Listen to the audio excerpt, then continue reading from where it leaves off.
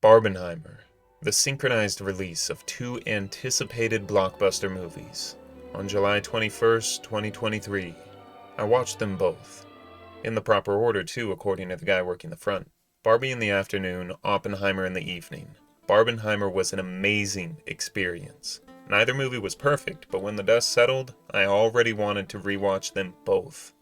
I'm not going to give you a full rundown of either, so you don't have much spoilers to worry about, but I still recommend watching both before this video if you plan on pulling a Barbenheimer.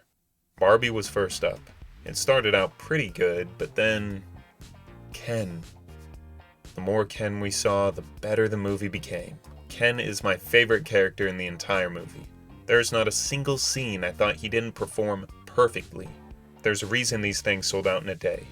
He had plenty of musical parts that were just amazing, and the choreography was nuts. Just a masterpiece of a character.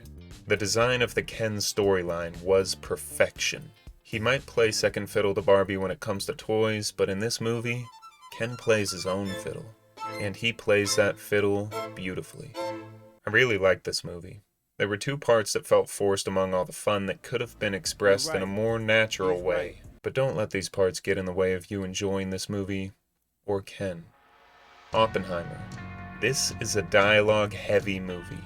To talk in this movie is to shoot yourself in the foot, and that's exactly the mistake I kept on making. But that's because Oppenheimer is more star-studded than a Lakers Game 7. And I'm exaggerating in the opposite direction. Every time they introduced a new character, I'd look over at my wife in absolute shock. The cast for this movie must have cost more than the effects and everything else combined. The formula of Oppenheimer goes like this. Big actor, dialogue, jump back in time. Actor, dialogue, actor time jump, dialogue, time jump, actor, actress, unsolicited bedroom scene, dialogue. Not always in this order, but that's the basics. Together they are Barbenheimer.